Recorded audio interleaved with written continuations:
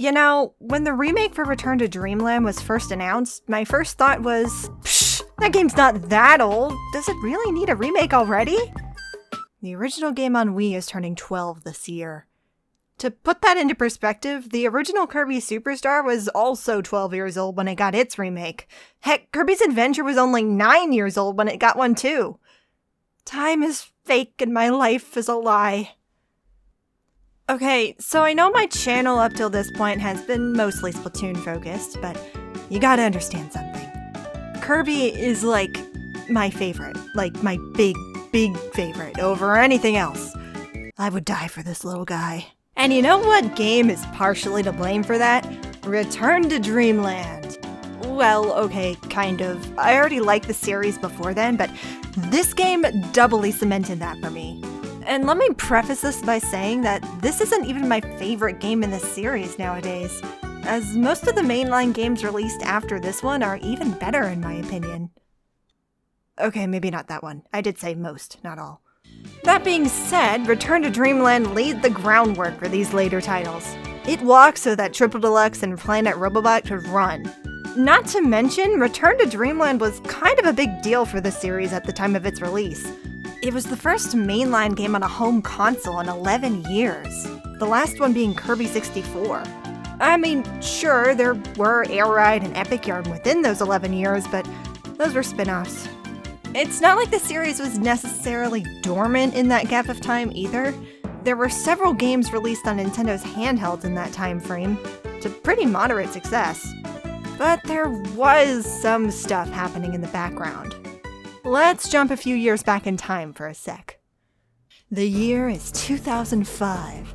A new Kirby game has just been announced for the GameCube at E3, appearing to be a successor to Kirby 64 of sorts. The game focuses on 4-player simultaneous gameplay, a first for the series, by using the returning helper mechanic, which was last present in Kirby Superstar. You, a Kirby fan, are ecstatic. You wait patiently for the game's release, its triumphant theme playing in your dreams as you fall asleep each night. Unbeknownst to you, though, this would be the last you hear of this game, and it would never see the light of day, as it was quietly cancelled without another word. The year is 2011. A new Kirby game has just been announced for the Wii at E3. You squint as you realize this game looks somewhat familiar, and yet somewhat different. And then you hear it. That song that's been living rent-free in your head for over half a decade rings in your ears once more, and you realize that yes, this is it! You're not sure why it took so long, but the long-lost game for the GameCube never truly died! Well, okay, kind of.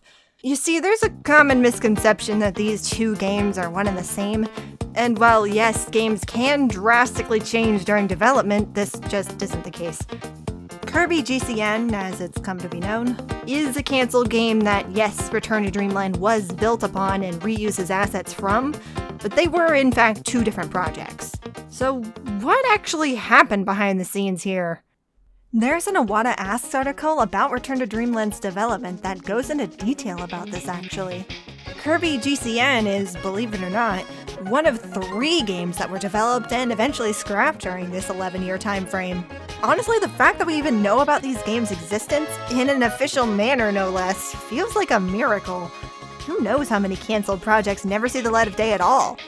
So the first of these other 2 lost games was actually a 3D platformer, which would have been a first for the series had it released.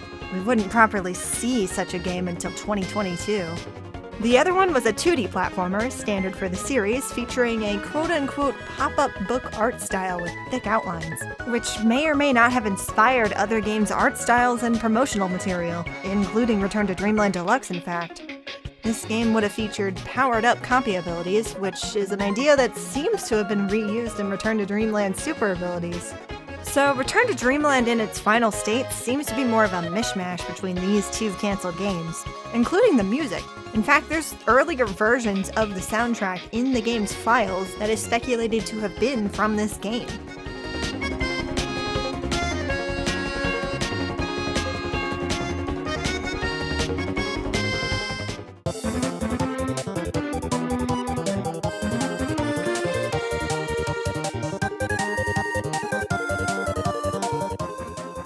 Case in point, there were a lot of things that got reused from these cancelled games. So, after 3 games in a row got cancelled, when a 4th game was pitched, spirits weren't exactly high. But they brought in this guy named Shinya Kumazaki to be the director. Now, Kumazaki had been working at HAL for about a decade at this point, with his most notable works being his design for Drossia and Kirby Canvas Curse. Side note, this guy is also a horror artist, and his work is super cool, as well as his role as director for Kirby Superstar Ultra, a remake of the 1996 classic. This seems to have been a pretty good move, as Kumazaki is still the series director to this day, and has shown time and time again to be extremely dedicated to it. I mean, I can't really say this one guy is responsible for quote-unquote saving the series, but I do think Kumazaki is a big reason why the series is the way it is nowadays. And outside of the more dedicated fanbase, I don't think he gets enough credit for it. Every once in a while, I still see people crediting recent games to Masahiro Sakurai, when he hasn't even been involved in the series in about 20 years now. It's Kumazaki you should be thanking. And while he did direct a remake before this was the first original game he directed. After only about 1.5 years of development time, which I'm sure a lot of the assets and music already having been created definitely helped, the game was finally finished. And after so many years, there was a mainline Kirby title released on a home console. So yeah, this game was kind of a big deal back in the day. The games that came after it would, for the most part, improve upon Return to Dreamland's base. But this game is special to me because of what it represents. A victory after a long struggle, and the beginning of a new era for the series. Speaking of new era, this game is also the turning point for a new trend in the series. You know, the lore.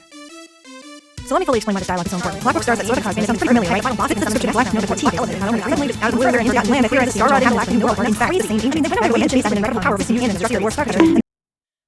Sorry, I think I got ahead of myself. Before Return to Dreamland, the series didn't have too much lore to go off of. There was dark matter, and there was the Star Rod, and the Fountain of Dreams, and Nightmare. There was Galactic Nova, there was this whole funny cast of characters surrounding all these weird objects and forces of evil. There was definitely theory crafting in the fanbase at this time.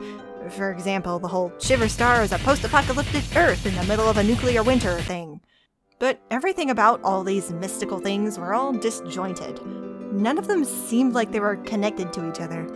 Probably because they weren't intended to be when they were created. And then Return to Dreamland comes in and decides to drop a bombshell hidden away at the end of the game in the extra mode, meaning you have to clear the game twice in order to even see it. I won't cover it in full for the sake of brevity, but it was something that connected some of the older games together, and really shook the series canon at the time.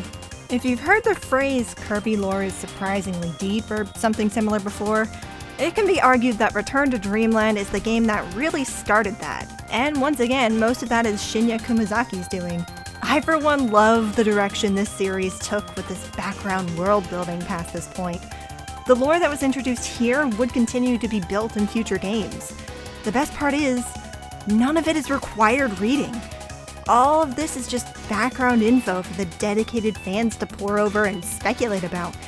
But if you just want to enjoy a simple and fun platformer, you don't need to know a lick of the lore at all. It just makes the series both incredibly accessible, but also surprisingly deep for those looking for more. It lit that speculative fire in me, and would deepen my love for the games even further.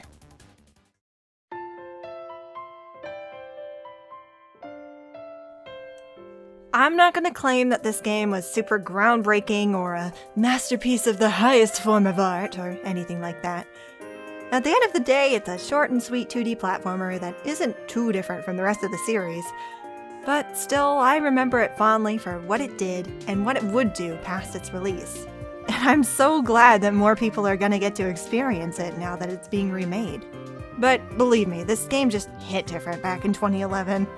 A lot of my enjoyment from this game derives from where the series was when it was released, so a lot of situational context might be missing for those who are getting into it for the first time.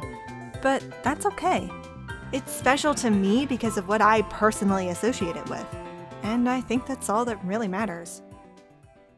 And by the way, I lied to you at the beginning of this video because my first reaction to seeing this remake was actually...